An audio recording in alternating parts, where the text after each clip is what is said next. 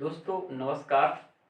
आज हम इस पंचवर्षीय योजनाओं के क्रम में एक नया वीडियो लेके आए हैं और ये वीडियो है हमारा तीसरा पंचवर्षीय योजना का। और अभी तक हमने आपको लास्ट टाइम में भी एक प्रथम पंचवर्षीय योजना के बारे में डिटेल से समझाया था, द्वितीय पंचवर्षीय योजना के बारे में, और अब है दोस्तों एक तृतीय पंचवर्षीय योजना। तो इसकी मुख्य बातें हम समझेंगे कि तीसरी पंचवर्षीय योजना की मुख्य बातें क्या रही।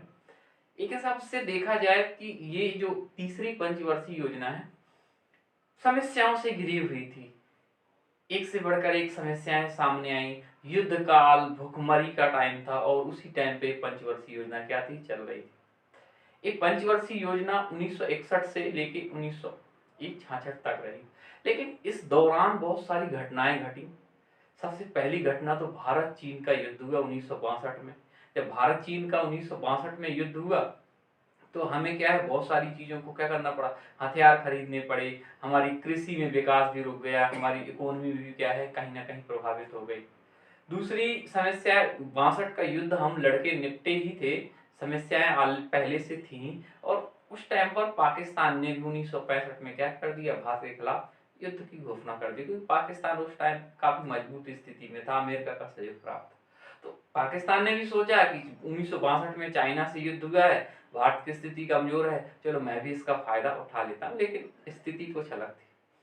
फिर 1965-66 में भारत के कई हिस्सों में बड़ी भुखमरी आती। इस समस्याओं से जूझने के बाद योजनाओं को सुचारू रूप से चलाना एक बड़ा मुश्किल था। फिर भी इस योजना में लक्ष्य रखे गए कि हमें जो आत्मनिर्भरता और स्फूर्तिवान इकोनॉमी को क्या करना है, बनाना। हमें एक प्राथमिकता रखी गई। मूलभूत उद्योगों में भी ध्यान दिया गया, कृषि के उत्पादन बढ़ाने की क्या की गई, कोशिश की गई, कुछ अन्य चीजों में भी क्या किया गया इसमें। तो इसमें ये तो देखा जाए कि ये योजना सफल नहीं रही, असफल रही, लेकिन इसमें कुछ महत्वपूर्ण चीजें हुई। जैसे 1965 में कृषि लागत मूल्य आयोग की स्थापना कर दी गई।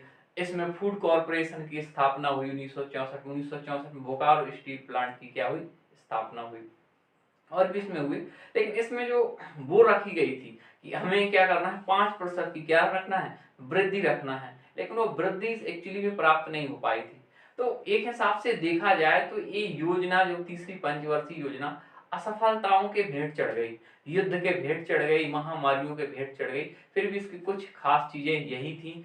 इसमें कुछ रखा गया कि जैसे अगर देखा जाए तो इसमें सार्वजनिक क्षेत्रों में 75,000 करोड़ का पैसा रखा गया। इसमें कहा गया निजी क्षेत्रों में हम 41,000 करोड़ खर्च करेंगे, लेकिन अब भौतिक आधार पर हम क्या करेंगे, 8,000 करोड़ रुपए क्या करेंगे, खर्च करेंगे। तो एक इतना इसमें सारा चीजें डिटेल है, ज्यादा इसमें कुछ नहीं है। और एक हिसाब से देखें अगर सफलता की, तो एक बहुत विकृत योजना या असफल योजना सिद्ध हुई, जो बहुत सारी समस्याओं को झेला इस योजना ने।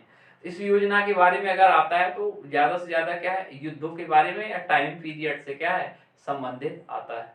और कई बार पूछ लेता है कि इसमें किस चीज में प्राथमिकता दी गई, तो इसमें आत्मनिर्भरता और स्फूर्तिवान, क्योंकि आत्मनिर्भरता की युद्ध क्या है, खाद्यान्न की भी समस्या हो गई थी। यहाँ युद्ध भी लड़ रहे थे, बाहर से मदद आना भी क्या हो गई थी, बंद हो गई थी, उधर पाकिस्तान से युद्ध, तो हमारी हालात बहुत जर्जर हो गई थी। तो जरूरी था कि उसमें आत्मनिर्भर बनना, क्योंकि बहुत सारी चीजें के हम बाहर से ही मंगाते थे। तो ये इसका था एनालिसिस। तो उम्मीद करता हूँ आपको अच्छा लगा होगा।